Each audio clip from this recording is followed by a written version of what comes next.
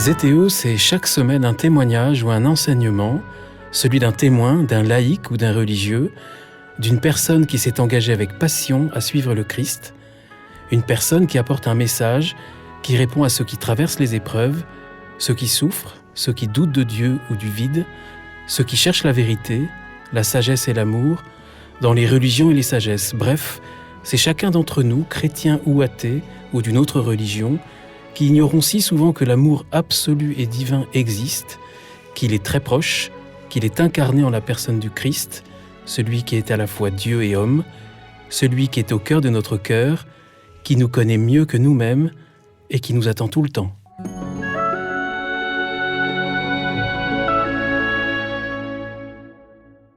Bonjour chers auditeurs de ZTO, bienvenue pour un nouvel épisode. Je suis Guillaume Devoux et me réjouis de cette émission qui va nous permettre de rencontrer un jeune homme qui agit au quotidien pour changer le monde. Louis Faure, bonjour. Bonjour Guillaume. Louis Faure, merci d'avoir accepté mon invitation. Louis Faure, la trentaine même pas ? 31. 31. Ah, j'étais pas loin. Alors, vous êtes cofondateur et coach à Eutecum, un cabinet de conseil pas comme les autres, dont on a d'ailleurs parlé sur ZTO, et d'ailleurs les auditeurs vont bientôt comprendre pourquoi. Un cabinet qui est spécialisé dans le leadership et l'accompagnement des dirigeants et de ceux qui portent des projets animés par un idéal. Est-ce que j'ai bien dit ? Très bien. C'est bien. Alors, Louis Faure, vous êtes HEC, vous aviez une carrière toute tracée. Cette carrière où, quand on sort des études, selon une expression que j'ai bien aimée, que vous employez au cours d'une présentation sur YouTube, on a tous le même costume et le même CV, mais vous, ça vous convenait pas complètement, hein ? Non, de fait. De fait, parce que vous n'avez pas suivi ce chemin-là. Et je crois que ça correspond aussi à un cheminement spirituel. Vous parlez d'une retraite dans le cadre de la prépa, et au cours de cette retraite, ça vous a permis à avoir des questions tout d'un coup qui sont survenues. Qui suis-je ? Oui, c'est ça. Qu'est-ce qui s'est passé ? Donc moi, déjà, peut-être à la différence d'autres étudiants en HEC, déjà avant ça, merci Guillaume de m'accueillir et pour l'introduction qu'on vient d'avoir. Ça me permet d'être bien présent. Donc moi, je suis arrivé à HEC non pas parce que mes parents m'y encourageaient ou l'avaient fait, mais parce que c'était ce qu'il y avait de mieux à faire dans ma conception, dans le chemin que j'avais choisi, qui était plutôt le commerce. Et je suis entré dans une prépa qui était la meilleure que j'ai obtenue, qui était Danielou, qui s'avère être une prépa d'inspiration jésuite. Je ne le savais pas à l'époque, je savais pas ce que ça voulait dire. Et donc, dans lequel il y a une retraite au centre spirituel des jésuites à Clamart, qui s'appelle Menrez. Et ça a été une expérience assez initiatique pour moi. En tout cas, ça a été le début d'un chemin. Simplement d'être seul dans une chambre que je découvrais, on appelait une cellule, avec un carnet, un stylo et des questions qui m'amenaient à regarder à l'intérieur. Et ça m'a vraiment mis en chemin, notamment en arrivant sur cette question que vous venez de citer, qui suis-je en fait ? Pourquoi c'était si important cette question à ce moment-là ? Vous ne saviez pas, évidemment, vous étiez très jeune, donc... Voilà, 18 ans, j'avais comme tout le monde. 17 ou 18, mais c'était simplement cette première expérience de m'arrêter et d'écouter me faisait prendre conscience que j'étais finalement... c'est comme si un autre moi jouait des personnages multiples, avec plein de facettes différentes, très bien léchées, adaptées à des contextes particuliers, etc. Mais qu'une fois que je regardais à l'intérieur, je savais plus de ces différents personnages qui j'étais, comme si je me leurrais moi-même. Ce qui était assez surprenant. Et donc, ça a initié ce chemin de me dire, mais alors, est-ce que c'est parmi ces masques, est-ce que c'est au-delà, est-ce que c'est en dessous, est-ce que c'est derrière ? Qui suis-je ? J'avais pas de... C'était en quelle année ? C'était en 2011. Ah oui, c'est il y a un petit bout de temps. Parce qu'en fait, j'ai déjà eu l'occasion de recevoir des personnes qui ont suivi ces études. Et effectivement, il y a ce questionnement de ceux qui suivent des études dans ces écoles dites de l'élite française et qui se disent, mais en fait, il y a quelque chose qui ne va pas entre ce qu'on me propose. Et vous le sentiez déjà, en fait ? Je l'en suis rendu compte à ce moment-là, ouais. C'était le début de cette prise de conscience. C'était vraiment, surtout qu'on avait, pour le coup, je trouve qu'un esprit dans cette prépa qui était particulier. On arrivait à préserver des espaces de gratuité, à la différence de ce schéma prépa concours. Mais disons que cette porte ouverte au moment de la prépa, ensuite a continué de faire son chemin en moi. Notamment, ça m'a poussé à partir marcher, faire le GR20, quelque chose qui était complètement hors de ma zone de confort, avant de rentrer dans l'école. Et pour le coup, à HEC, il y a eu, je pense que j'ai vécu de manière encore plus forte la vacuité de ce début de l'année parce que j'avais commencé à m'ouvrir à ces questions 1 an et demi plus tôt.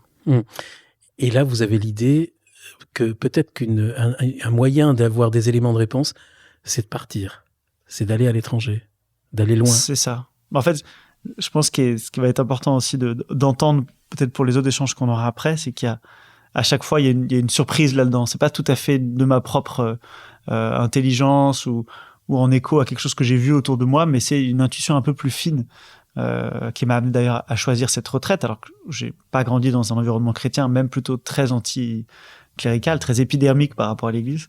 Et pourtant, j'ai choisi l'option de faire la retraite, alors qu'on avait d'autres options pour les quelques jours que la prépa nous offrait. Et là, en fait, à HEC en première année, pour moi, il était hors de question que je ne sois pas sur le campus pendant cette première année parce que je ne voulais pas disparaître des radars, je voulais rester parmi ceux qui sont visibles, ceux qui sont cool, etc. Et donc, j'étais en train de choisir une voie à rester sur le campus parmi les différentes options qu'on nous proposait.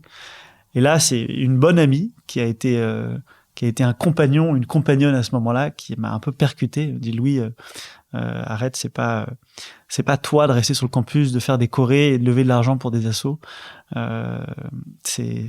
Viens avec nous au Japon. On est un petit groupe. Il manque quelqu'un pour compléter les 7 que l'école au Japon attend. Donc, rejoins-nous. Et je vais donner ma réponse ce soir même. Oui, ça va vite. Voilà, j'ai appelé mes parents et ils m'ont dit, écoute, pourquoi allez, si tu le sens, vas-y.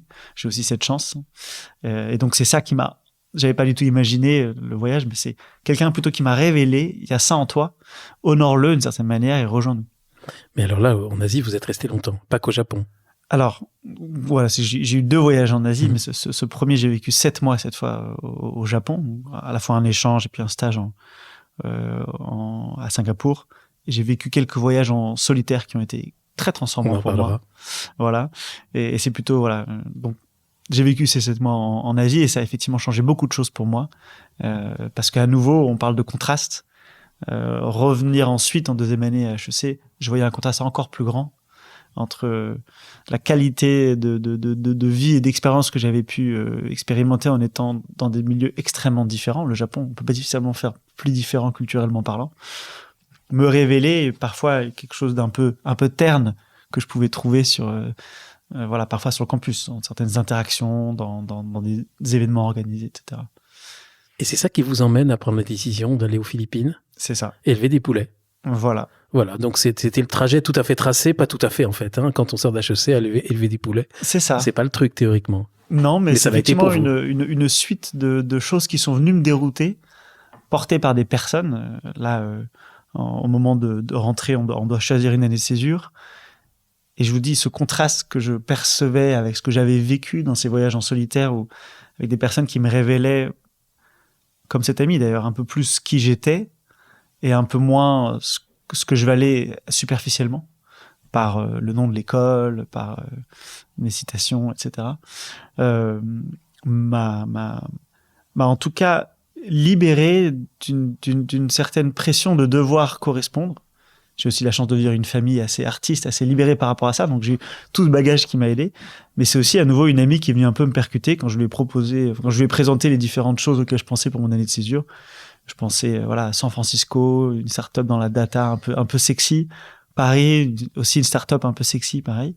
Et puis un truc un peu étonnant, mais un peu sexy à sa manière, qui était de partir aux Philippines dans une ONG, un incubateur d'entreprise sociale. Et là, pareil, en écoutant, elle s'est laissée ressentir les choses. Elle m'a dit, Louis, c'est évident, part aux Philippines. Je sais plus si elle a eu ces mots, mais elle le pensait très fort. Arrête de suivre ce qui est cool et ce qui est sexy et écoute ce qu'il y a à l'intérieur. En tout cas, moi, quand tu l'entends, je vibre différemment, donc vas-y. En tout cas, elle le pensait très fort. Et c'est donc en élevant les poulets que finalement, vous dites que vous avez appris votre vraie valeur, vos vraies valeurs. En fait, c'est ça, c'est-à-dire qu'il y avait quelque chose notamment dans le regard de ceux qui travaillaient avec qui vous travaillez. Exactement. Donc, aux Philippines, j'ai rejoint une équipe de fermiers philippins qui sont en fait des personnes bénéficiaires de l'ONG, qui viennent de milieux très pauvres et qui essaient de reconstruire une vie plus digne, souvent en lâchant les armes. C'était des personnes qui pouvaient être aussi dans la rébellion dans les montagnes. pour revenir à une vie plus ordonnée, on va dire. Et en fait, j'ai beaucoup aimé le contact avec ces personnes. Et donc, l'association, l'ONG m'a dit, écoute, si t'aimes bien bosser avec eux, justement, on a peut-être besoin d'aide. C'est pas très structuré, notre truc. Faut rejoindre l'élevage de poulets. Et sauf qu'en fait, les premiers mois, c'est un métier que je ne connaissais pas. J'avais pas de légitimité. Et je me sentais d'ailleurs plutôt très illégitime. J'ai aussi été bien conseillé, et l'intuition de simplement me mettre vraiment comme un enfant, en fait, vraiment complètement à l'écoute et faisant simplement ce qu'on me demandait de faire et en essayant de parler. Et la langue est venue assez vite et pour moi était un signe que j'étais aussi à un bon endroit. Mais cette expérience surtout d'abattre les poulets, ce qui est pas très agréable, mais ce qui était assez surprenant comme expérience. Là, en tout cas, pas très sexy. Quoique, j'arrivais à le tourner de manière sexy en disant que c'était très masculin de savoir tuer des poulets. Mais l'expérience d'être simplement avec ces fermiers pendant plusieurs heures dans des conditions assez simples et de les entendre raconter leurs histoires et petit à petit apprendre le langage, donc pouvoir aussi comprendre ce qu'ils disaient. C'était une expérience très forte pour moi d'être dans un service simple. Et parfois, je me disais, mais tiens, c'est quand même... J'étais accroupi, littéralement accroupi, parce qu'on n'avait pas à ce moment-là de table ou dans la ferme, dans ce lieu-là de la ferme. Me dire, c'est quand même pourquoi je suis là. Est-ce que vraiment je me suis posé la question, est-ce que je suis pas un peu... Mais il y avait quelque chose pourtant de bon et de riche que je savais pas très m'en nommer. Et puis après, ça a été aussi des échanges avec certains d'entre eux qui ont su me révéler, Louis, merci d'être là en fait.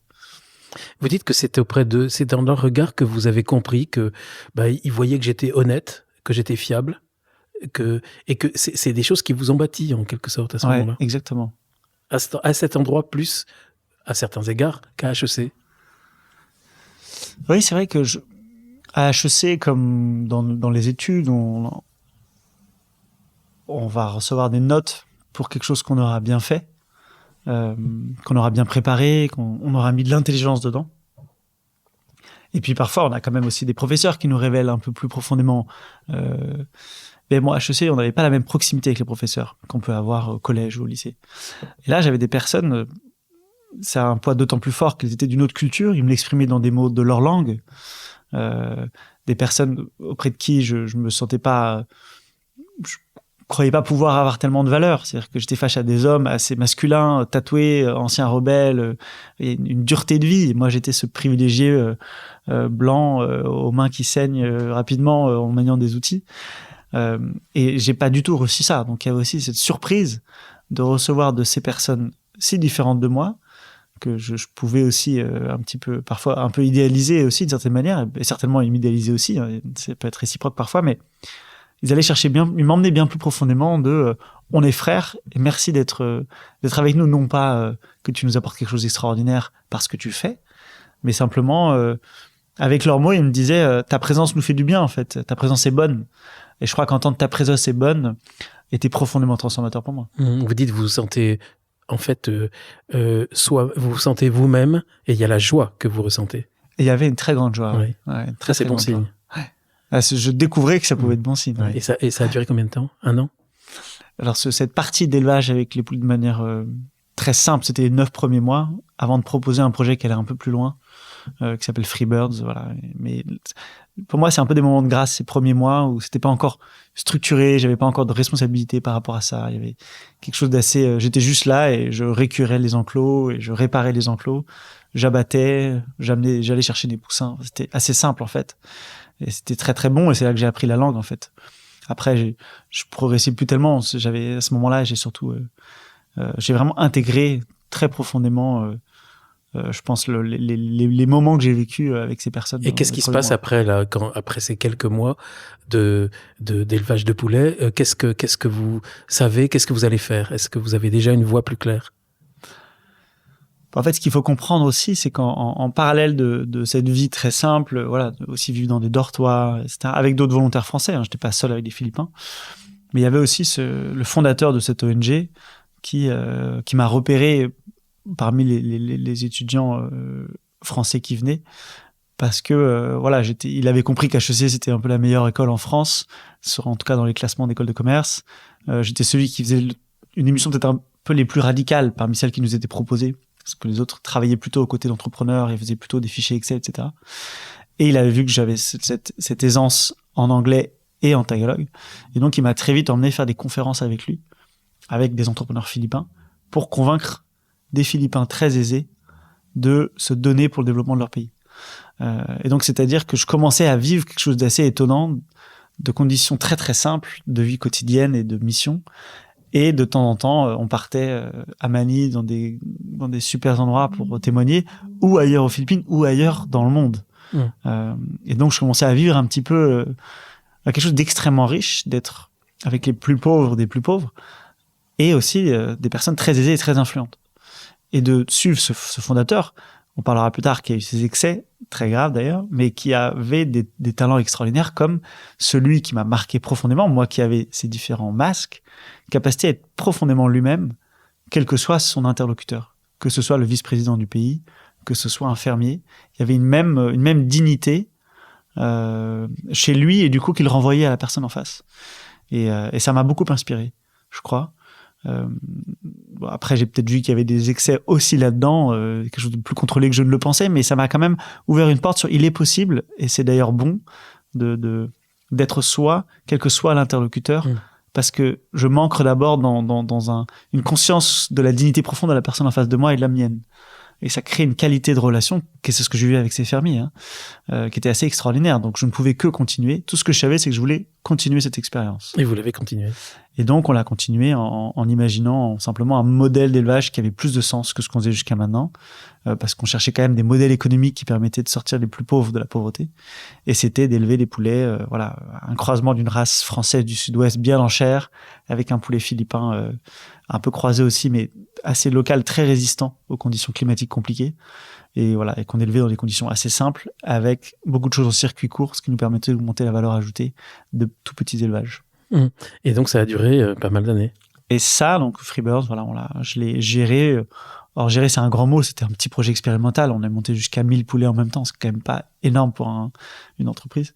Mais j'ai géré ce petit projet pendant 2 ans et demi. Oui, mais au total, vous êtes resté 5 ans. 6 ans aux Philippines. 6 ans aux Philippines. Ouais. Au sein d'abord de cette ONG. Voilà, 4 ans et demi dans cette ONG. 4 ans et demi dans cette ONG. Et en même temps, vous parlez, vous dites, au bout d'un certain temps, il y a une sorte peut-être de frustration, mais un manque d'ancrage. Vous sentez que c'est peut-être pas exactement le lieu. Puis en plus, il y a des problèmes avec le fondateur lui-même. En fait, c'est ça. C'est lié.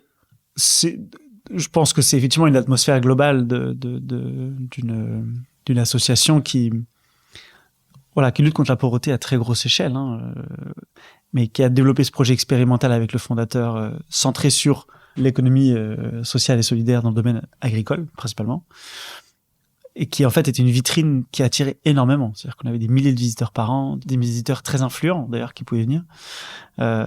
Et je trouve que ça a aussi alimenté après mon travail ensuite. Il y a eu quelque chose d'une notoriété, d'une puissance symbolique dans laquelle, collectivement, je me mets dedans, on a pu se perdre, qui fait qu'on était un peu moins soucieux et conscient de la partie la plus difficile du métier, qui était en fait véritablement sortir des gens de la pauvreté avec des vrais modèles qui tenaient, et concentrer plus d'énergie sur l'accueil des visiteurs et raconter des histoires. Et donc moi, je me suis retrouvé de plus en plus à raconter des histoires, à être emmené par le fondateur de plus en plus fréquemment pour témoigner, parler de ce qu'on faisait, parler de ce que je faisais. Sauf qu'en fait, on parlait de manière assez enthousiasmée et enthousiasmante et inspirante. En attendant, on changeait pas la vie des fermiers, pas fondamentalement. Et souvent, ça échouait les projets parce que c'est trop dur de tenir des projets pareils dans un pays où il y a aucune subvention pour les entreprises qui essaient de faire les choses un peu mieux. Déjà qu'en France c'est dur, mais alors là-bas encore plus. Donc il y avait une dichotomie de plus en plus entre ce qu'on annonçait et ce qu'on vivait. Et moi, personnellement, ça me traversait aussi. C'est-à-dire que je me sentais de plus en plus... Alors, j'ai eu des moments de déclic, mais en décalage entre ce que j'annonçais et ce que nous vivions vraiment. Et donc, il fallait au bout d'un moment que je parte. Le fondateur, lui, pour le dire en 2 mots, est allé jusqu'à aussi commettre des abus. On parlait aussi de défis dans l'église. Voilà, là, on l'a vécu concrètement dans cette ONG. Et alors, on pourra en parler, mais en tout cas, ça a été évidemment quelque chose de très dur pour moi. C'était un mentor. J'étais aussi très proche de lui, même ma famille a eu l'occasion de le rencontrer à plusieurs reprises. Ça a remis en question pas mal de choses et ça m'a surtout permis de voir qu'il y avait une part de moi, jeune de 21 ans, qui avait débarqué dans ce projet, qui, jeune de 21 ans, qui se connaît peu encore, qui n'a d'ailleurs ni Dieu ni maître, et ça c'est intéressant, en fait, poursuivait la gloire de plus en plus. Au début, j'arrivais en poursuivant, je sais pas, en tout cas en cherchant une vérité de moi et de la rencontre et mieux connaître le monde, etc. Et petit à petit, il y a quelque chose de plus attirant qui tapait plus fort, qui était aussi une forme de gloire. Oui, et vous parlez de la gloriole personnelle aux Philippines. Et donc, c'est à ce moment-là, plus ou moins, que vous décidez de rentrer en France ? Quelles sont les circonstances qui font que vous allez rentrer en France ? Alors, en fait, je quitte l'ONG un peu à terre, quand même. Ça faisait un petit moment que je savais ce qui s'était passé, mais la prise de conscience est venue plus tard, parce que j'étais aussi sous une forme d'emprise. En tout cas, j'avais pas la liberté d'écouter véritablement ce que je ressentais. Encore une fois, n'ayant pas Dieu ni maître, quelqu'un de très influent, de très charismatique devient, en fait, par défaut, presque mon maître. Et il l'était. C'est-à-dire que je faisais plus confiance à lui pour décider ce qui était bon pour moi que moi-même, quand même. Mais donc, pas mal de temps après, prenant conscience de ça, grâce notamment à des chercheurs de la Cato qui sont venus aux Philippines et qui ont pris conscience que, ok, Louis, il faut que tu te bouges. Mais j'ai pas décidé de partir des Philippines à ce moment-là. J'avais à ce moment-là fait la rencontre d'Hubert. Alors, je sais pas si Hubert de Boisredon, dont on va parler. Ouais. Quelques mois avant, c'était une rencontre très très forte. Lui, vous l'aviez rencontré en France ? J'ai rencontré aux Philippines. Encore. En 2018, j'y étais encore. Ouais. Et en fait, ça faisait au moment où je suis parti de l'ONG aux Philippines, j'avais déjà décidé de la suite, qui était de rester encore aux Philippines, car j'étais aussi engagé avec quelqu'un à ce moment-là, et de travailler à distance avec Hubert et François Proutot, qui est le président de Fondatio, qui était l'ancien président de Fondatio. Hubert de Boisredon lui-même très engagé dans Fondatio. Exactement. Voilà, et je les ai rencontrés tous les deux à peu près au même moment, lorsque Fondatio est venu aux Philippines pour son congrès qui a lieu tous les 5 ans. Et Hubert est venu à la ferme, on a eu cette rencontre. Hubert de Boisredon, pour les auditeurs qui ne le connaissent pas, est un ami de Zétéo. On a déjà eu la joie de se rencontrer à plusieurs reprises, dont récemment au mois de février de cette année 2024, et qui lui-même est un entrepreneur français, mais très engagé à la fois pour sa propre entreprise Armor, mais en même temps au sein de l'Église, et notamment très engagé pendant des années avec Fondatio. C'est ça. Et donc, qu'est-ce qui se passe à ce moment-là ? Et donc là, on commence à réfléchir à une formation d'un nouvel ordre. En fait, il fallait en trouver d'un nouvel ordre, à un leadership qui tient dans la durée. On a parlé de ce lieu qui rayonnait, moi à ma manière, ce fondateur à sa manière, et qui à un moment perd de vue pourquoi et au service de quoi je suis, et jusqu'à capter même le don d'ailleurs. Donc, c'est-à-dire qu'il y avait un point de départ dans notre échange avec Hubert, avant encore que je parte de l'ONG, qui était: est-ce qu'on ose croire que nos talents sont voués à être déployés et mis au service de quelque chose ? On ose le croire. Par contre, on constate qu'il est inévitable d'être confronté à des tentations de pouvoir, et la tentation la plus forte, quand on rayonne, c'est de croire que ce rayonnement vient de nous. Et donc, en fait, d'accepter d'être mis au-dessus des autres, etc. Et ça, c'est très fin. On peut le ressentir dans la même journée, mais ça peut aussi s'ancrer plus profondément et amener à ce genre de choses, comme avec le fondateur. Vous parlez d'une époque ni Dieu ni maître, mais c'est à peu près à ce moment-là, on se retrouve vers la fin des années 2010 et début des années 2020. On est à peu près dans cette période-là. C'est ça, là. C'était donc 2014, je suis arrivé aux Philippines. 2015, 2016, 2017. C'était cette expérience très forte de l'ONG, sans Dieu ni maître, voilà. Et puis en 2018, il y a eu un moment de rencontre très fort, effectivement, qui a introduit un maître dans ma vie, pour le dire si on prend ce vocabulaire, mais qui est pas entré de cette manière-là. Alors. Il est rentré comment, ce maître ? Parce que je pense à une expérience que vous avez vécue dans une île pendant le confinement. C'est ça c'est un. Mais là, j'accélère, je vais peut-être un peu plus vite. À voir comment on le prend, mais en tout cas, il y a eu Et ce moment en 2018, effectivement, assez fort, où ça a été, pour moi, ça a été une rencontre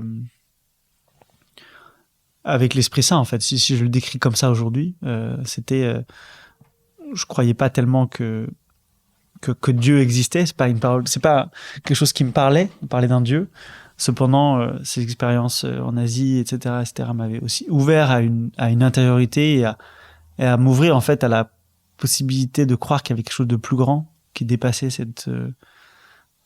des considérations plus terrestres. Et puis il y a eu un moment, une sorte d'évidence que dans un échange que j'ai eu avec un jeune dont j'avais la responsabilité, parce que j'étais aussi responsable des volontaires, un échange assez difficile, et où il y a eu comme quelque chose qui est venu me traverser et qui a complètement transformé le lien que j'avais avec ce jeune, et qui m'a en fait qui a planté en moi une conviction très forte. Moi, je le dis peut-être un peu rapidement, mais en tout cas, ça a laissé une conviction très forte que je n'étais pas la source de l'amour, ni la source de la vie. Alors, je voyais un peu comme étant la même chose à ce moment-là. Je crois que je le crois toujours à peu près. Il y a quelque chose comme je n'étais pas en tout cas la source. Et que ce qui donnait vie, ce qui aimait, ce qui restaurait, ce qui guérissait, venait d'ailleurs. Et tout ce que je pouvais apprendre à faire, moi, humainement, c'était à me décaler pour laisser ce que je considérais à ce moment-là comme une énergie, comme une force, passer. Mais que je remarquais aussi que cette force, elle m'invitait à bâtir avec. C'est-à-dire, c'est pas juste je me décale et je me retire, mais je me décale, et puis ensuite j'amène mes mots, j'amène ma sensibilité, j'amène ce que je suis, mais qu'il y a quelque chose qui me précède. C'est tout ce que je savais à ce moment-là. Savais étant un grand mot, mais c'est tout ce que je découvrais en tout cas. C'est ça que vous appelez la rencontre avec l'Esprit Saint? Moi, ouais, vraiment. Donc ça a été ensuite presque, j'ai l'impression d'apprivoiser un nouvel être que je venais de rencontrer, que je considérais pas tout à fait comme un être à ce moment-là, mais en tout cas je voyais que c'était mouvant, que ça traversait des êtres, humains en l'occurrence. Et ça m'a invité à me mettre à l'écoute. Qu'est-ce que ça veut dire de me décaler pour laisser passer? Je savais qu'il fallait que je me décale pour laisser passer, mais j'ai compris que c'était très dur en fait de se décaler pour laisser passer. Qu'est-ce que ça veut dire? Alors les semaines que suivirent, il y avait une forme un peu de béatitude, donc il y avait quelque chose qui coulait de manière assez extraordinaire. Et puis évidemment le robinet s'est fermé, et là j'étais un peu perdu. Je dis, mais comment je reviens à ça? Il est passé où ce truc, ce souffle, ce courant, je sais pas quoi. Et c'est là que donc Hubert, que j'avais rencontré à ce moment-là, assez touché par ce que je disais, il m'a dit écoute, essaie un truc, lis la Bible. Je te conseille Saint Jean, juste au hasard. Bon conseil. Ouais, bon conseil. Et vraiment en lisant, je sais pas si c'était particulièrement Saint Jean, mais en tout cas les évangiles, plusieurs fois, je pense que ça me captivait. Il y avait quelque chose de je retrouve, comme si je reconnaissais cette énergie incarnée. Alors je l'aurais pas nommé comme ça, mais la sensation précise, si j'essaie de la nommer maintenant, c'était ce que j'ai été malgré moi, que je n'ai pas tout à fait décidé pendant ces quelques semaines, et surtout pendant cet instant précis avec ce jeune, en fait, surtout à ce moment-là. Eh bien, ce gars-là, Jésus, il le vit constamment. Et donc, il y avait quelque chose pour moi de me sentir chez moi, en fait, en lisant les évangiles. Enfin, parfois, quand on me pose la question, il y a vraiment cette sensation d'avoir, encore une fois, qui est pas seulement intellectuelle, qui est pas non plus émotive. Je sais pas tellement ce que c'est que cette sensation un peu globale d'une conviction profonde que je suis chez moi, et cet être est traversé et se laisse traverser et se met à la suite de ce courant qui le dépasse lui aussi. Après, ça a été m'ouvrir au mystère de la Trinité et comprendre un peu plus finement peut-être, et encore le lien entre tout ça. Mais c'est entre guillemets, c'est comme ça que j'ai rencontré Jésus. C'est de le voir incarner une expérience vécue profondément. Et c'est là, j'en arrive à mon île, vous êtes pendant le confinement, et c'est là où vous dites oui au baptême? C'est ça. Donc là, vous n'étiez pas baptisé? Non, je n'étais pas baptisé. Et donc là, en fait, déjà, je pars de l'ONG, donc j'ai enfin un espace à moi, après 4 ans et quelques en dortoir, sans lieu de même, voilà, intime, de recueillement, simplement de présence. Et là, j'avais enfin un lieu à moi. On travaillait encore une fois à distance avec François Proutot et Hubert de Borodon sur le sujet du leadership. Comment on rayonne sans capter la lumière et rester au service de quelque chose qui nous dépasse. C'est ça, en fait, notre problématique de départ. En parallèle de ça, je continuais à apprivoiser cette présence. Je continuais à rencontrer Jésus par les évangiles. Et puis, et apprendre, en fait, à l'écouter, à le suivre, à me laisser guider par lui, mais je voulais pas entendre parler de l'Église à ce moment-là. C'est-à-dire, je veux bien le suivre pour l'instant. L'Église, on verra plus tard, mais je vois pas pourquoi j'aurais besoin de rejoindre l'Église tant que j'ai Jésus, entre guillemets. Mais c'est donc pendant le confinement où là j'ai été assez chamboulé parce que j'étais à ce moment-là fiancé avec une jeune femme philippine, mais que j'étais très très mal dans ce choix qui était en fait un non-choix. Et ça a été un moment un peu de déconstruction globale quand même d'une grande bulle dans laquelle j'avais été aux Philippines. Une première déconstruction de la bulle, ça a été de sortir de cette ONG. Alors que je m'étais projeté toute ma vie dans cette ONG. C'est quand même la force d'un fondateur charismatique, c'est de faire croire que toute notre vie est au même endroit, au service des mêmes personnes. Alors que ça venait pas de l'intérieur. C'est ça toute la différence d'ailleurs, je trouve, entre le bon pasteur et le berger mercenaire. C'est que le berger mercenaire, il renvoie à lui, alors que le bon pasteur, il renvoie au Père. Et donc, je sortais aussi un peu d'une grande bulle des Philippines où là, il était temps que je rentre en France et que je me confronte à des réalités aussi que je fuyais au bout d'un moment. Il y avait du juste, il y avait du bon à être aux Philippines, mais il y avait une part de fuite aussi. Et que là, il fallait que je m'y confronte et d'une certaine manière, m'engager dans ces fiançailles, ça faisait partie d'une fuite. Et à un moment, j'étais un peu rattrapé intérieurement, à nouveau par des compagnons, Hubert et d'autres, qui ont un peu questionné ce choix pas tellement discerné de m'engager dans cette vie. Et en fait, c'est vrai que alors, une fois que j'ai rompu les fiançailles, il y a un champ qui s'est ouvert puisque plus rien ne me retenait aux Philippines, dans le sens où j'avais construit des relations déjà suffisamment solides, amicalement, etc., qui allaient tenir. Par contre, tout ce qui était projet de vie était ce que je construisais avec Hubert et François, qui a mené ensuite à Eoticum, qu'on a fondé ensemble avec Hubert. Mais à ce moment-là, aux Philippines, remettant tout ça à plat, j'ai un peu touché un grand fond quand même. C'est de dire, bon, voilà, c'est bon, maintenant que je suis sorti de ma grande bulle, entre guillemets, je suis un spirituel, c'est bon en fait, j'ai atteint l'humilité, je sais pas, il y a eu un délire un petit peu,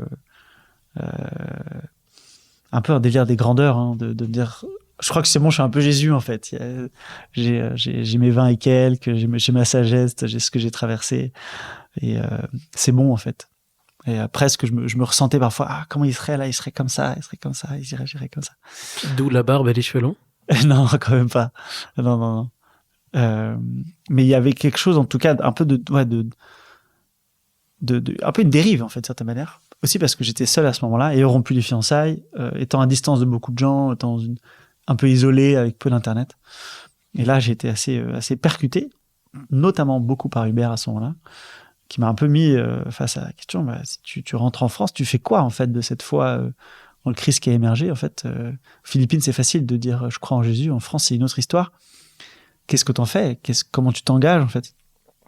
Et presque, moi, en tant que dans ce compagnonnage, on en parlera peut-être plus tard, mais il y a quelque chose pour moi d'une cohérence là qui va pas jusqu'au bout. Pose-toi devant cette question. Et en fait, en me posant devant cette question, il y a eu plusieurs interpellations dans la Bible qui m'ont vraiment marqué. Une fois d'ailleurs que je retrouve un jour le passage, mais moi c'était surtout Pierre qui me marquait, enfin comment Jésus traitait avec Pierre.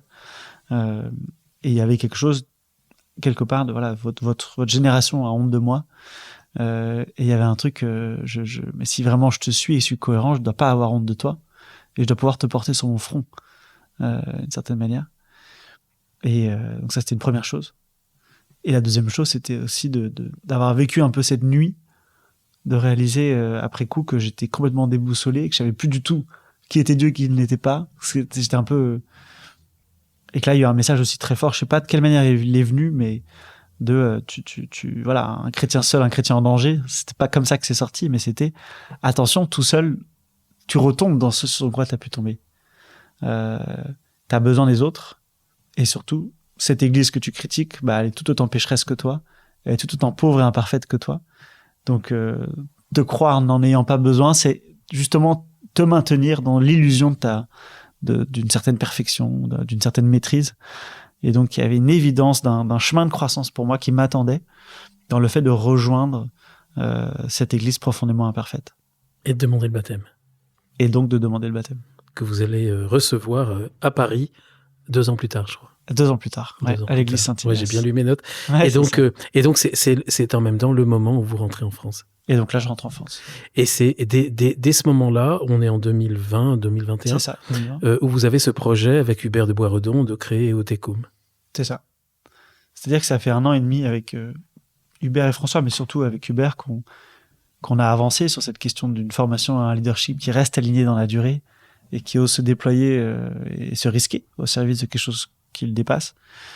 Et là, on a en fait, nous a été vraiment donné. C'était d'ailleurs assez magique la manière dont on s'est laissé inspirer pendant cette année et demie, assez mystérieux, par finalement la clé, ou peut-être ce qu'on avait à déployer, la mine d'or, était ce qu'on était en train de vivre assez naturellement, Hubert et moi, qui était ce qu'on a nommé ensuite un compagnonnage, c'est-à-dire non pas les compagnons du devoir, mais qui est le fait d'apprendre à être aux côtés de l'autre alors qu'il s'efforce d'être plus fidèle à lui, et d'être mieux donné, mieux au service, qu'il ait des responsabilités ou pas. Et Hubert avait des énormes responsabilités, j'en avais aucune. Pourtant, intérieurement, il vit la même chose. Est-ce que je suis fidèle dans ma relation avec ce collaborateur pour oser lui exprimer quelque chose, peut-être sans pour autant l'écraser, mais pour qu'on avance ensemble?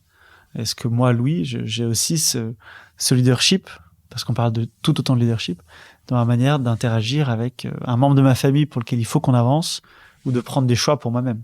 Alors justement, Eotecum, c'est vraiment dans l'ADN d'Eotecum, c'est d'accompagner quelqu'un pour qu'il devienne un bon leader. C'est ça.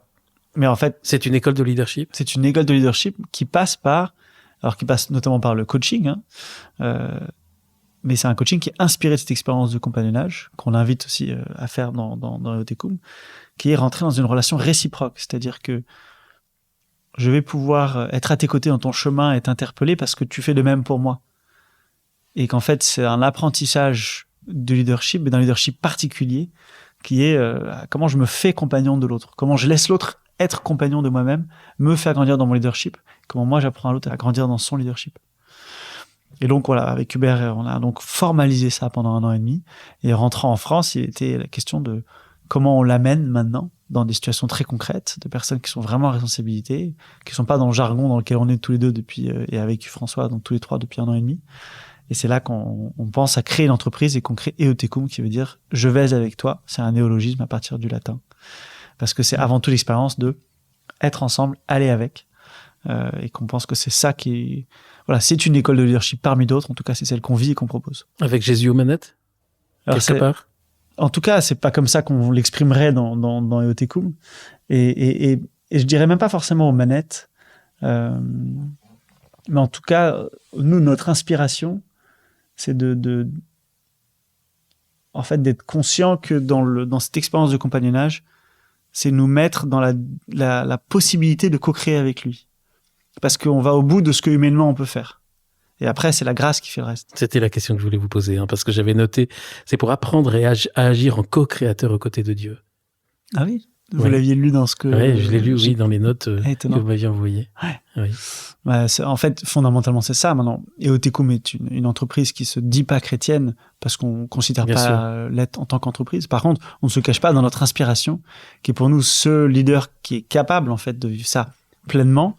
C'est le Christ. Et ça a été pour moi cette rencontre dans les évangiles, encore une fois, leader dans le sens d'être co-créateur d'un devenir meilleur, mais par ma vulnérabilité, par ma faiblesse, par le fait que je me donne, que je me risque, que je m'expose, et que je lâche prise aussi dans ce que ça va pouvoir donner. Dans ces notes, justement, il y a une ligne que j'ai beaucoup appréciée, c'est apprendre une manière d'agir difficile dans la durée, car elle suppose un mouvement de détachement constant afin de demeurer ouvert à la grâce. C'est beau? C'est vrai. Et alors, vous l'appelez le leadership de la ligne de crête. Oui. Alors, vous avez parlé tout à l'heure, Louis, de vos marches, de vos expériences, et il y a une marche au Japon, je crois, qui est très importante, bien des années avant. C'est là où vous avez en quelque sorte retiré cette philosophie de la ligne de crête? Alors, pas ce vocabulaire-là à ce moment-là, mais en tout cas, ça a été tout comme le Gervin avant, donc c'est la montagne en Corse, oui. Du nord au sud. Ces 2 expériences de montagne en 2012 et 2013, la première en petit groupe avec 3 amis de la prépa et la deuxième en solo, ont été en tout cas moi, des expériences d'ouverture à il y a quelque chose de plus grand, mais en fait on ne peut pas accéder à ce plus grand si on ne se donne pas. J'avais parfois l'image ce serait pas la même chose si je venais avec un hélicoptère ici. Il y a quelque chose qui se savourait différemment. Vélo, je crois. Vous êtes venu en vélo, je crois. Ah oui, là tout de suite, oui, effectivement. Je veux dire, dans la montagne, en tout cas, d'avoir atteint ces lieux reclus de la montagne.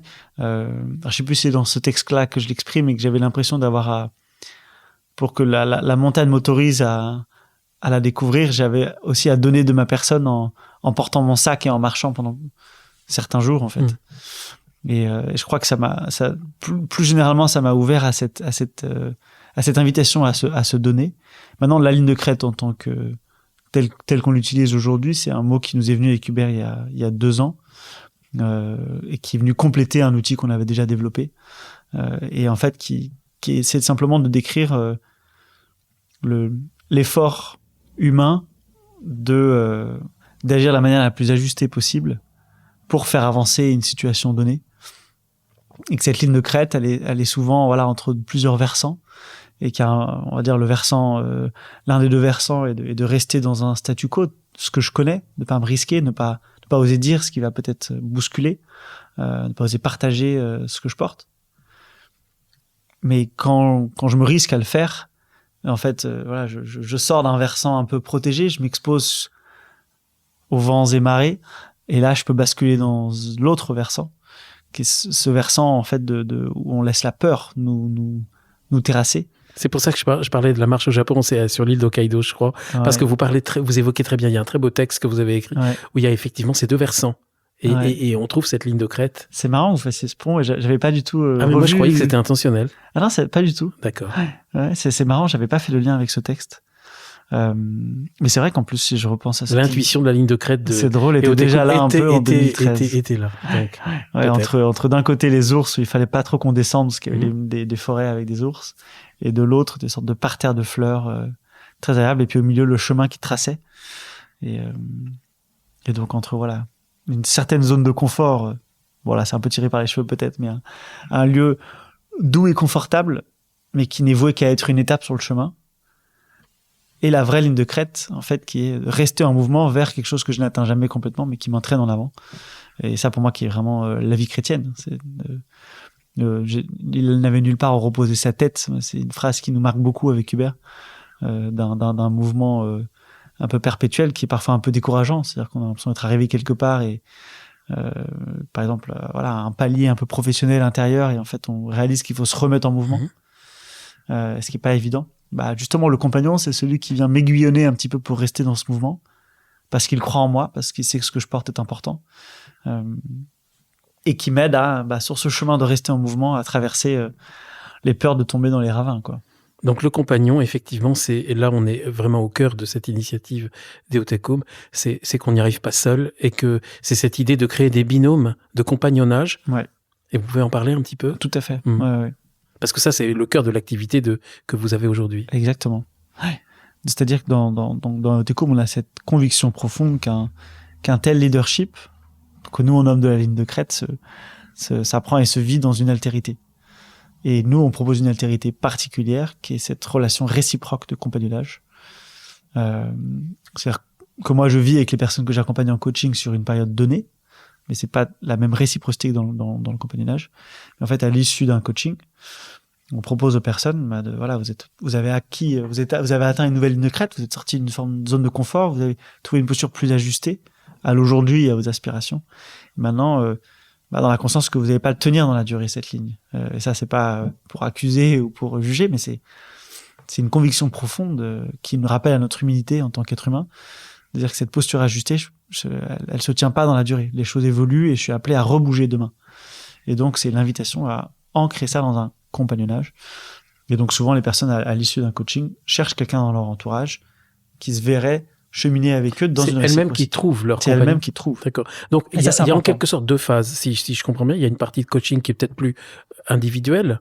Qui est individuelle. D'accord. Et ensuite, l'accomplissement, c'est justement d'arriver au compagnonnage, de se trouver un compagnon de route. Ouais, et c'est marrant que vous le disiez, accomplissement, puisque en fait, on arrive nulle part, mais on arrive dans un mouvement qui reste qui acte le fait que j'ai besoin de l'autre pour rester en mouvement.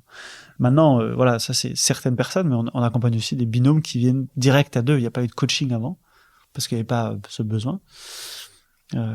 Mais qui viennent déjà, c'est souvent une personne qui dit, ça m'interpelle ce compagnonnage, On aide la personne à identifier dans son entourage qui peut être cette personne. C'est quand même par des questions assez simples, hein, c'est quand même la personne qui trouve. Et ça, c'est la seule chose qu'on fait vraiment à deux dans Eotekum avec Hubert, hein, parce que Hubert gère quand même Armor à plein temps.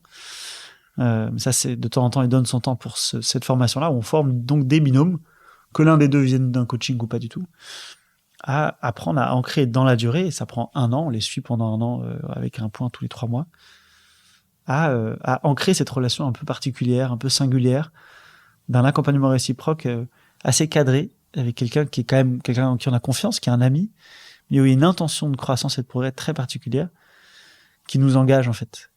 Ça nous engage, nous, personnellement, à nous mettre en mouvement, parce qu'on rend quelqu'un témoin de nos intentions, et ça engage l'autre, et c'est réciproque, hein, parce qu'il reçoit dans ses mains un cadeau assez précieux, qui est l'humilité de quelqu'un de dire, là où je veux aller, je ne peux pas y arriver seul, j'ai besoin de toi pour être à mes côtés et tenir ces lignes de crête. C'est magnifique.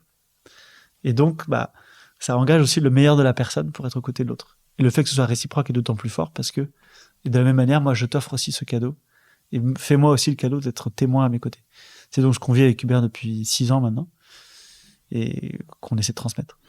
Et tout ça dans des conditions assez simples de réciprocité, de gratuité. C'est ça. Entre binômes, enfin entre compagnons. Quel est le profil des personnes que vous accompagnez? Ce sont des entrepreneurs? C'est pas mal des entrepreneurs. Pas que. Mais pas que. On a aussi des responsables d'associations. On a aussi des militants qui ont fondé des mouvements militants et qui sont conscients qu'ils ont un travail à faire aussi sur le pouvoir qu'ils sont en train d'acquérir. Des militants de cause écologique, par exemple? Oui, exclusivement. Et donc, ils ont l'humilité de reconnaître que voilà, c'est comment je gère l'ego aussi, ou la posture dans laquelle je peux être. Si très vite je gagne de l'autorité, en influence. On parle de la cause écologique parce qu'avec Hubert de Boisredon, on en a parlé. Il est lui-même donc bien engagé, même si Armor, c'est un groupe industriel pur jus, mais lui s'engage quand même beaucoup dans les questions écologiques. Donc c'est aussi important pour Eotekum. Tout à fait. En fait, c'est-à-dire que les grands enjeux pour nous sont essentiels. Et aux Philippines, c'était surtout, et Hubert, ce qu'il a vécu aussi plus jeune, c'était vraiment la confrontation à la pauvreté. Maintenant, dans le contexte, c'est-à-dire dans le contexte dans lequel on est aujourd'hui en France et dans les milieux avec lesquels on commence à travailler, c'est la cause principale qui émerge. Si demain, on peut aussi travailler avec des personnes sur des sujets de lutte contre la pauvreté, si on peut travailler avec des personnes qui sont aussi en politique, etc., on en serait évidemment très heureux. Ça va certainement se produire. Je pense. Une chose qui m'a beaucoup intéressé, Louis, dans la préparation de cette émission, c'est cette question du discernement que vous accompagnez vraiment les personnes dans les coachings et ensuite dans l'accompagnement, dans le compagnonnage, pour être plus précis.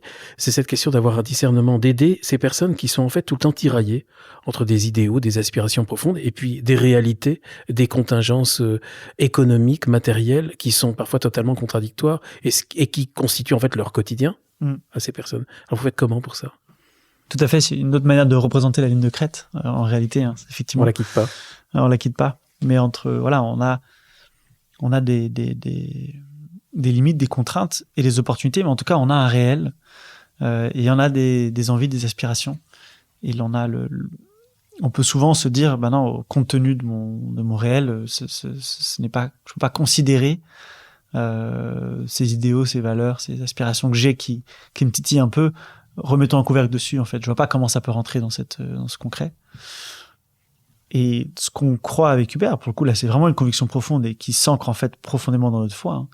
C'est de dire qu'il y a toujours une voie possible. C'est-à-dire qu'il y a toujours une ligne de crête possible. Là, on s'engage là-dedans. Maintenant, concrètement, comment on la trouve? Je sais même pas comment répondre de manière très évidente, en fait. C'est du cas par cas. C'est du cas par cas, mais c'est-à-dire qu'en tout cas, on va essayer d'aller distinguer quelle est la vision. On appelle ça le jardin, la vision de jardin qui nous appelle. Qu'est-ce que je porte, en fait? Qu'est-ce qui m'anime? Et dans la conviction que si c'est vraiment important et que c'est vraiment placé en nous, il y a un chemin qui doit y mener. Cependant, ce chemin, je ne le connais pas à l'avance. Je n'ai aucune certitude d'y être. Mais ce que je sais, c'est que notre conviction, c'est que s'engager dans cette direction-là, en fait, donne ses chances à cette réalité d'émerger, mais certainement d'une forme à laquelle on ne s'attendait pas, prend une forme qu'on peut pas anticiper à l'avance, on a des éléments de vision. Mais on peut pas connaître la forme à l'avance. C'est pour ça qu'il faut, pour moi, c'est aussi d'ailleurs synonyme de Dieu. On peut pas enfermer Dieu dans une forme et il nous entraîne en avant avec des intuitions. Il va nous surprendre dans la manière dont ça va se manifester. Donc c'est déjà à partir de là. Qu'est-ce qui m'appelle ? Il y a un truc qui m'appelle, ne serait-ce que dans une relation 2 à 2 avec une autre personne. Je sens qu'il y a un mieux possible et je le sentirais comme quelque chose, je sais pas, de plus fluide entre nous, de plus vrai. Voilà, on n'a que ça au départ. Quelle forme ça va prendre, on n'en sait rien. Maintenant, on pourrait se dire, mais non, mais aujourd'hui, on n'est pas en vérité, c'est pas fluide, évidemment qu'on peut pas avancer. Eh bien, on ose croire que si. Et maintenant, il n'y a pas d'autre chemin que there's no other way than through. Il n'y a pas d'autre manière que à travers. C'est de prendre conscience que si je n'imagine pas qu'il y ait un mieux possible, c'est qu'il y a des peurs et que les faire sortir de terre, les conscientiser, les nommer, ça c'est très commun à tout coaching, déjà fait diminuer sa force, sa puissance. Et ensuite, il n'y a pas d'autre chemin que d'aller traverser cette peur. Et que ce soit en coaching, en compagnonnage de manière non cadrée, puisqu'on est face à quelqu'un qui n'est pas un accompagnateur, mais on le vit aussi, eh bien, on a un espace où on va se mettre devant de cette peur. D'une certaine manière, on va apprendre à la traverser. Et la traverser, c'est retenir le mouvement de revenir en arrière, mais retenir aussi le mouvement de panique que peut provoquer cette peur, ou alors le vivre dans un espace sécurisé et le laisser passer. Comme la colère qui peut émerger, on la laisse passer. Parce qu'on croit que derrière, il y a un mieux. En tout cas, il n'y a pas d'autre chemin que de traverser. Et d'aller, vous venez de le dire, vers une forme à laquelle on ne s'attend pas forcément, aller vers l'inconnu. Et pour le coup, ces personnes que vous accompagnez, vous les libérez et vous dites, on les emmène en avant, au-delà du connu, vers quelque chose de nouveau. Et par là même, vous en faites en quelque sorte des leaders. Ils sont déjà des leaders, mais là, ils se sont des leaders encore plus remarqués parce qu'on aime ces personnes qui vont de l'avant et qui traversent les peurs. Tout à fait, ouais. Alors, je dirais pas qu'on les libère quand même, ce serait fort de dire que c'est nous qui les libérons. Encore une fois, moi, je crois qu'il y a quelque chose ce qui transforme véritablement, c'est pas nous, par contre, on peut créer des conditions pour que la personne vive quelque chose qui la transforme. Et ça, on le constate, en coaching, on peut le faire de manière assez cadrée, assez précise. Mais juste le fait dans une relation de compagnonnage avec quelqu'un qui n'est pas un accompagnateur professionnel, mais qui a assez d'amour pour nous vouloir plus déployer, plus nous-mêmes. Et en fait, ça c'est vraiment ce qu'on vit avec Hubert. Ça nous fait pas tellement, la peur de l'autre ne me fait pas peur à moi parce que c'est la peur de l'autre. Donc en fait, dès qu'on est décalé, dès que c'est quelqu'un d'autre, on n'est pas confronté forcément aux mêmes peurs. Et puis les désajustements de l'autre ou les choses dont on a un peu honte, en fait, c'est pas grand chose finalement. Mais d'avoir ce regard qui nous dit c'est pas grand chose, c'est déjà traversé. Et de fait, ce que vous disiez, c'est que ce chemin de ligne de crête, on ne nous épargne pas les épreuves, ne nous épargne pas de souffrances, ne nous épargne pas les difficultés, et on est reconfronté. D'ailleurs, je pense à de plus en plus grandes, si on pourrait sur ce chemin, je crois vraiment. Mais par contre, il y a quelque chose intérieurement qui s'ancre. Alors, j'ai pas assez d'années d'expérience pour vraiment le dire, mais je crois que ça ne fait que s'ancrer au fur et à mesure des décennies. Mais c'est une capacité de plus en plus forte à demeurer en mouvement et à traverser donc, à sortir de ces lieux de confort dans lesquels on peut rester. C'est-à-dire sortir de ces lieux de connus, en fait, de ma réalité m'enferme là, mais de réussir à rester en mouvement. Eh bien, ça devient de plus en plus ancré. Et donc, d'une certaine manière, je crois qu'on est de plus en plus transparent à la lumière. C'est-à-dire qu'on se laisse plus recevoir, on la donne plus.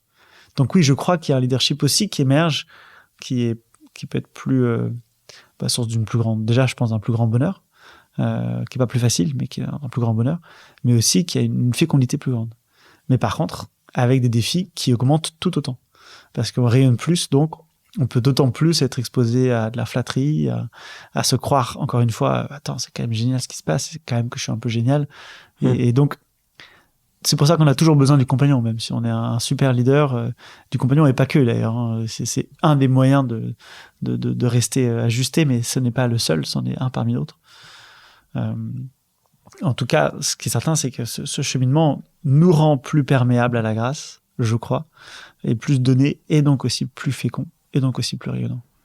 Et vous avez aussi dans cette présentation que j'avais reçue, cette très belle formule que j'aime beaucoup, le leadership. Vous parlez du leadership de l'alliance, une alliance avec soi-même et avec l'autre. Et en fait, ça peut s'appliquer à tout le monde.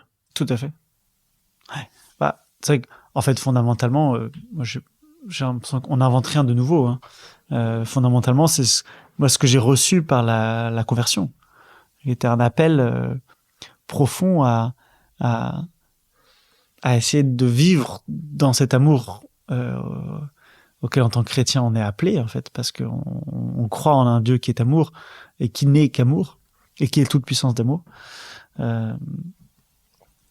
et donc il nous appelle constamment à l'alliance. Voilà, tout l'Ancien Testament on parle d'alliance, il nous appelle constamment à l'alliance avec nous-mêmes pour ne pas tuer Dieu qui est en nous. Alors, voilà, j'adore Eti Lesum, il dit donne-moi de ne pas te laisser t'éteindre en moi. Donc c'est déjà faire alliance avec soi. Décidément, on parle de plus en plus d'Eti Lesum. C'est vrai, sur Zétéo. Presque à toutes les émissions.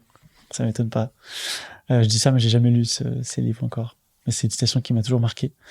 Donc on est, voilà, ce que je veux dire, c'est que chez Otekum, on réinvente aucune poudre, même en fait, c'est l'anthropologie chrétienne finalement, mais qui nous a été donné de manière différente. C'est-à-dire que moi, c'est plusieurs années après qu'on m'a dit, en fait, ce que tu fais, c'est l'anthropologie chrétienne. Ah ouais, tiens, marrant. On a avancé sur ce chemin, alors que j'étais pas baptisé et que j'avais pas forcément l'intention de l'être.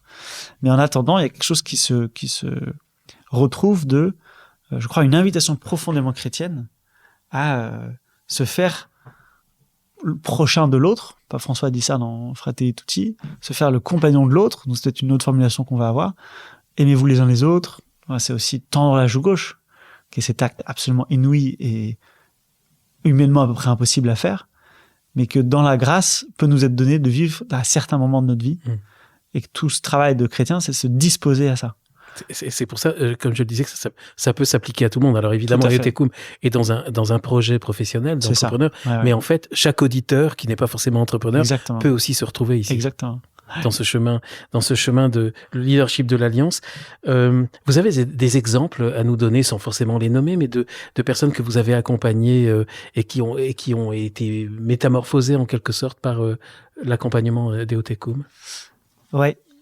C'est marrant, à nouveau, je dirais pas qu'il y a non plus une métamorphose, hein, c'est-à-dire que c'est pas forcément si frappant. Et ça, d'ailleurs, ça fait partie de l'humilité, je pense, à la fois des Otekum, mais aussi de cette expérience dont on parle. C'est que c'est pas miraculeux. En fait, c'est quelqu'un qui se met en chemin. Et d'ailleurs, extérieurement, parfois, ça peut ressembler à de l'échec. Mais intérieurement, c'est une victoire. Et c'est quelque chose qu'on dit souvent avec Hubert, parce qu'on le constate. Il y a des moments, heureusement qu'on a le compagnon pour célébrer, pour nous rappeler, mais attends, c'est incroyable ce qui vient de se passer, parce qu'extérieurement, ça ressemble à un échec, mais intérieurement, j'ai été fidèle. Un petit peu d'ailleurs, quand j'y pense maintenant, Jésus est un échec total, mais peut-être que s'il avait eu, je pense, pour le coup de Dieu, que son compagnon numéro 1 qui comprenait ce qu'il était en train de vivre, il était, waouh, je suis tellement fier de toi, bravo. Ses compagnons humains n'étaient pas capables de percevoir ça. C'est trop inouï, mais en tout cas, on a besoin aussi de ses compagnons pour ça. Donc, je parlerai pas de métamorphose, mais en tout cas de choses assez humbles mais très belles. Par exemple, une dirigeante qui a monté une entreprise une douzaine d'années à partir de services aux entreprises pour les aider à trouver leur raison d'être. Il y a quelque chose, un truc très technique, c'est du logiciel, c'est de l'innovation. J'ai jamais tout à fait compris ce qu'elle faisait. Elle a une équipe d'une 15aine de personnes et une boîte, qui s'est déployée, qui a trouvé son marché et qui là, en fait, depuis quelques années, ronronne un petit peu. C'est-à-dire qu'ils ont une super offre, ils sont une super niche, on les aime pour ça. Mais elle sent intérieurement que c'est plus le moment d'être au four et au moulin tout le temps comme elle a été à l'époque. Et surtout qu'en fait, si vraiment elle croit à la qualité de ce qu'ils portent pour permettre, en fait, globalement aux entreprises d'être fidèles à ce qu'elles disent, d'aligner leurs actions avec leur raison d'être dans leur innovation, faut l'emmener au grand groupe, dans un lieu où on a aussi des beaux slogans, mais pas forcément d'incarnation et de cohérence. Et ça supposait une bascule dans le positionnement de l'entreprise qui, en fait, d'une certaine manière, paraissait assez simple, assez humble, mais qui était dans une forme, en fait, de zone de confort, nous, on est humble, attention, et qui, en fait, paradoxalement, peut être une posture d'orgueil. De dire, non, nous, entre guillemets, on est un peu meilleur que les grands groupes, on bosse avec des personnes qui sont et en fait, derrière, il y a de la peur de sortir d'inconnu.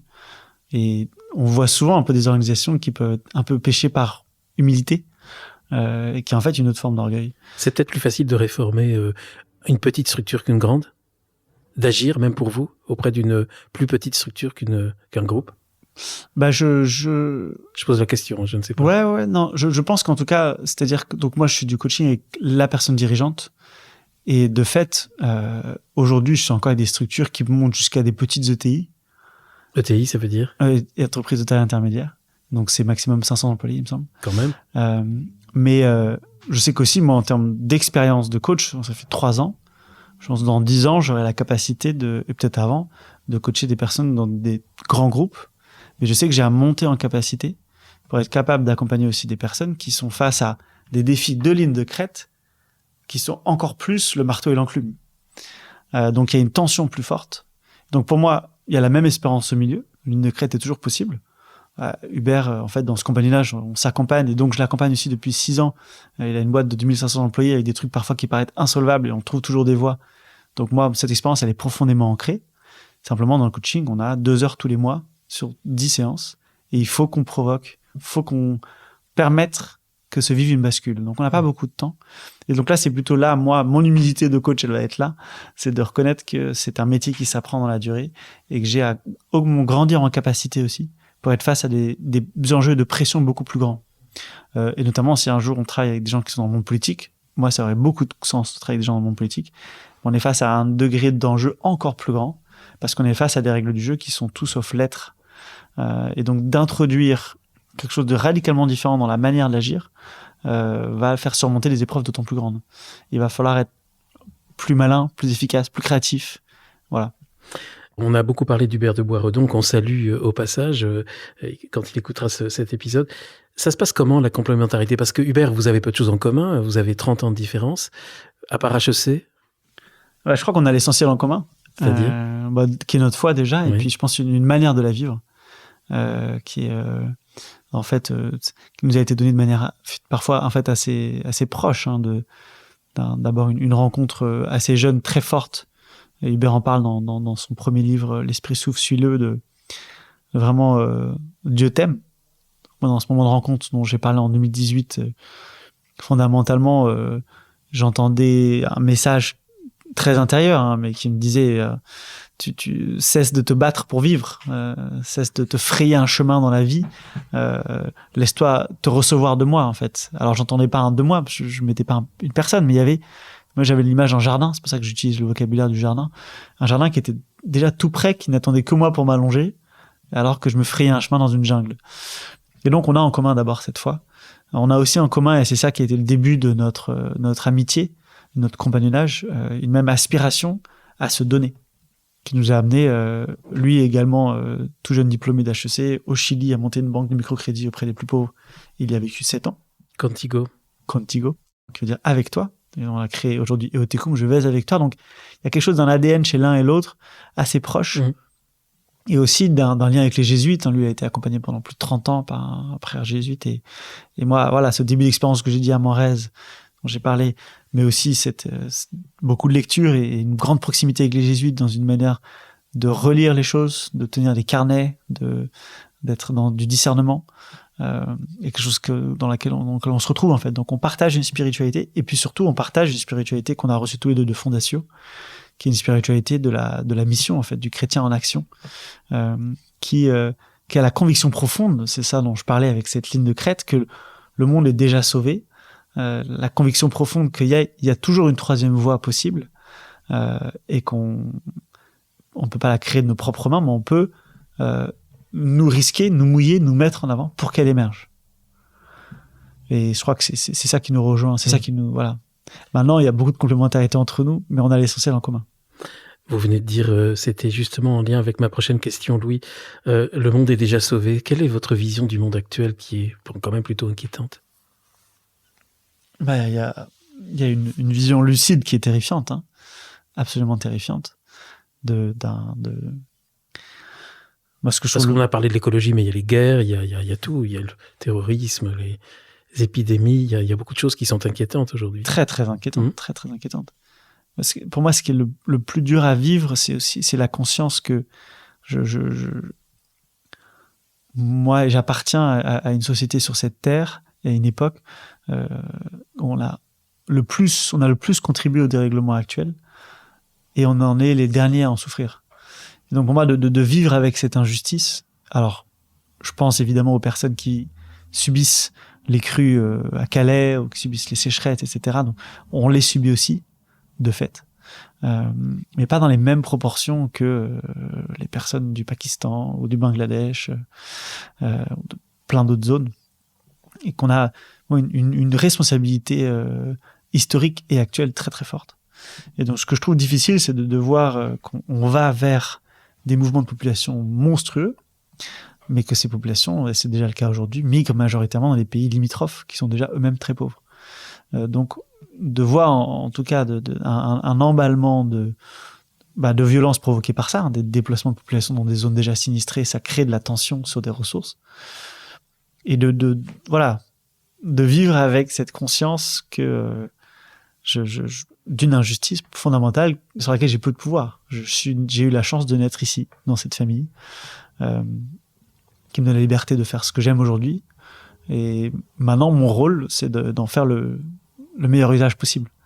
Non pas d'abandonner, qui a pu être ma tentation pendant un temps. J'ai voulu ne pas rentrer à HEC, finir mon master.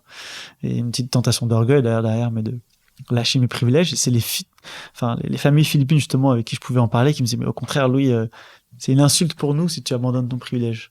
Nous, on n'y a pas accès. Si toi, tu le piétines, en fait, tu nous aides pas. Donc, par contre, alors, ils me le disaient pas forcément directement, mais c'est un peu le message global que je recevais. Fais-en bon usage. Du meilleur usage que tu peux, et ça te rendra aussi heureux, en fait. Donc, moi, c'est plutôt comme ça que j'essaie d'aborder les choses. Je trouve une lucidité sur le monde actuel qui nous engage, mais qui est aussi source, en fait, que le monde soit dans une situation plus ou moins difficile, de toute façon, s'engager au nom de ce qu'on croit est source d'épanouissement, et donc de bonheur, et donne du sens à nos vies sur cette terre. Le fait est qu'aujourd'hui, on est face à des crises énormes avec une responsabilité particulière de nos sociétés occidentales. Ça nous oblige, au sens noble du terme. Et en fait, moi, ce qui m'anime, c'est de participer à un mouvement où, de nous-mêmes, je me dis de nous-mêmes, c'est-à-dire nous privilégier, même si en France, il y a des niveaux de privilèges différents. Globalement, on est très privilégiés par rapport au reste de la planète. Comment, de nous-mêmes, on s'engage sur un chemin, ce que j'appelle 2 lignes de crête. Parce que de toute façon, nos conforts nous seront arrachés. Je dis pas par des personnes, et surtout pas par des personnes mauvaises, mais par un contexte de vie. Et donc, comment de nous-mêmes, en fait, on s'engage sur une voie d'engagement, de don de soi, de service, ajusté. L'idée, c'est pas de se cramer. Là, on n'apporte rien à personne, mais qu'il y a dedans une source d'espérance. Et c'est tout ce que je vois comme manière de vivre pour moi avec la lucidité de la situation du monde aujourd'hui. On parle de crise, il y a la crise de l'Église. Vous parliez tout à l'heure de votre baptême, Louis, et que à ce moment-là, vous étiez à un moment de votre vie où vous n'aviez aucune envie de rejoindre cette Église. Est-ce que vous avez le sentiment de l'avoir rejoint, et c'est quoi cette Église aujourd'hui pour vous? En tout cas, j'ai le sentiment d'avoir rejoint l'Église. Ce qui marque à chaque fois que j'ai une expérience d'Église, par exemple les JMJ l'été dernier, c'est que j'arrive toujours avec des jugements, et je suis toujours une partie au début dans une part de jugement assez forte dans ce que je suis en train de vivre, ceux-là sont trop comme ci, ceux-là sont pas assez comme ci. Okay, il y a toujours où est-ce que ça va, on est trop lent, on est machin. Et il y a toujours un moment où je sors de ces considérations, qui là, c'est justement se laisser enfermer dans les deux versants de la ligne de crête, à la fois le réel tel qu'il est, et l'autre un peu la réaction de rejet, de jugement, etc. Et il y a toujours quelque chose qui vient me rechercher, me ressaisir, de me dire l'essentiel n'est pas là. L'essentiel est d'être en mouvement. Et est-ce que cette communauté est en mouvement? Imparfaitement, je crois que oui. Et donc oui, j'ai ma place ici parce que c'est une organisation vivante qui cherche. Et c'est ce que je suis. Je suis un système vivant, avec le corps que je suis, avec les relations que j'ai, qui s'efforce d'être en mouvement, avec la conscience, alors plus ou moins selon les jours et les moments, mais d'être imparfait, d'avoir besoin des autres. Mmh. Donc oui, je suis heureux de faire partie de cette église, profondément imparfaite, qui a besoin de se réformer à énormément de milieux différents, qui est face à des défis monstrueux, parce qu'il y a une énorme diversité dans l'église, donc être à la tête de l'Église aujourd'hui doit être peut-être, pour moi, si un jour vraiment je me considère un très bon coach, peut-être que je pourrais considérer accompagner des personnes à ce niveau-là, parce que là, je pense qu'ils sont face à des défis absolument monstrueux. Ça demande d'avoir une foi sacrément chevillée au corps, une sacrée créativité. Mais de faire partie de ce paquebot qui a cet héritage-là, et qui ne le tue pas en refusant d'être en mouvement, mais qui se laisse déplacer malgré tout. Moi, le synode m'a donné beaucoup d'espoir. Donc, le fait d'avoir pu nommer un pape François, qui m'inspire beaucoup, même si je sais tout ce qu'il peut provoquer chez une frange de l'Église, pour moi, sont des signes que c'est une organisation qui est en mouvement, et donc qui est vivante, même si elle est maigrelette et pauvre, et donc j'en fais partie. Une dernière question, Louis, avant de se quitter. Vous avez beaucoup parlé au début, dans vos expériences aux Philippines, de l'importance du contact avec les personnes les plus démunies, les plus pauvres. Est-ce que ça vous manque pas? Parce que là, maintenant, on a plutôt le sentiment que vous êtes avec les élites. Tout à fait. Eh bien, écoutez, c'est surtout un point d'attention pour moi, de voir, et ça, c'est beaucoup quelque chose qui est pas évident à vivre, c'est voir comme mon monde peut se réduire si je reste à Paris, avec des personnes globalement qui ont fait des grandes études, pas mal dans les milieux chrétiens aujourd'hui. Mon monde peut se réduire. Et ce point d'attention, je le contre aujourd'hui parce qu'on accueille des migrants isolés. Si je lâche ma chambre plus de 3 jours, souvent un migrant dort dans mon lit pendant que je suis pas là. Donc je suis en coloc, on est 7 en coloc et on a ce système entre nous d'accueillir des migrants à la maison. Donc il y a aussi un contact. Je suis arrivé en retard tout à l'heure parce que je suis à la Maison Maguis, qui est le lieu des Jésuites à Paris, rue d'Assas. Et il y avait une performance des exilés, plutôt Afrique de l'Ouest et Afghanistan, théâtrale, et qui avait un peu de retard, d'où mon retard à notre rencontre. Donc j'ai la chance d'avoir des lieux où je peux préserver un contact, et un contact sincère, un peu dans la durée, où il n'y a pas seulement de l'aide, mais il y a aussi du vrai dialogue. Moi, mes pauses quand je travaille, c'est de faire un baby-foot avec des exilés afghans aujourd'hui, grâce à la Maison Maguis. Est-ce que ce sera toujours le cas demain? Je l'espère. En tout cas, pour moi, c'est plutôt une vigilance. Et là aussi, les accompagnateurs spirituels multiples, mais surtout le jésuite qui est à mes côtés me le rappelle de effectivement je crois cet élément absolument essentiel de la vie chrétienne. Et je pense pour tous. Mais là, je m'avance en disant ça. Mais je peux dire d'abord, en tout cas pour moi, c'est de réussir à préserver des lieux de relations vraies et réciproques autant qu'on peut avec des personnes vulnérables. Ces Afghans, parfois, ont fait des grandes études, mais ils sont en vulnérabilité parce qu'ils sont réfugiés, sans papier, en attendant d'être... et ils commencent par être d'abord serveurs. Donc on parle bien de personnes vulnérables. Mais plus vulnérables encore sont ces jeunes qui ont 15 ans, qui viennent d'Afrique de l'Ouest et qui vivent dans la rue. Donc, maintenir cette proximité, pour moi, est essentiel parce que ça m'aide à ne pas refermer ma vision du monde, qui m'amènerait en fait à me protéger, à me préserver. Et je vois qu'un défi pour moi, ça a été de vraiment prendre le temps d'être auprès de ces jeunes qu'on accueille chez nous. Parce que, en fait, étonnamment, revenant de 6 ans aux Philippines dans un milieu très pauvre, au début, c'est plutôt les autres colocs qui s'en occupaient. Moi, j'ai évité un petit peu, je laissais ma chambre, mais voilà, on échangeait 3 mots et pas plus que ça. Et qu'en fait, j'ai beau avoir vécu auprès des plus pauvres, déjà 2 personnes sont toujours différentes, mais de me reconfronter véritablement à un échange où je ne sais pas tout à fait quoi dire, je ne sais pas tout à fait comment me positionner, je ne sais pas comment aider, ne pas aider, recevoir, ça nous déroute. Et si je fais l'économie de cette expérience, je passe à côté, en fait, du Christ qui essaie de me parler et qui essaie, là encore, aujourd'hui, de me façonner. Merci Louis Forest. Qu'il y a encore quelque chose, par exemple, au sujet d'Eotecum qu'on n'a pas dit et qu'on pourrait dire avant de se quitter. Le lien, évidemment, pour découvrir les activités d'Eotecum est avec le descriptif de cet épisode. eotecum.org, j'imagine, ou... Oui, .com. .com. Ouais. Quelque chose qu'on n'a pas dit? Peut-être finalement que au-delà de ce que nous sommes et que les personnes pourront découvrir sur leur site internet, c'est avant tout une invitation à vivre des relations de compagnonnage au sens large, et que une invitation à demeurer en mouvement parce que on s'en ouvre à d'autres sur nos difficultés à l'être, sur nos aspirations comme nos défis, et que, Hubert comme moi, on souffre de voir des personnes, jeunes et moins jeunes, qui demeurent seules avec leurs défis, qui demeurent seules avec ce défi de j'ai une réalité, j'ai des aspirations, qu'est-ce que je fais? Et que là, on a une grande espérance à vous partager, C'est juste le fait d'en parler à quelqu'un et lui permettre d'être à vos côtés et de vous entendre, ça nous met en mouvement et ça ouvre des voies.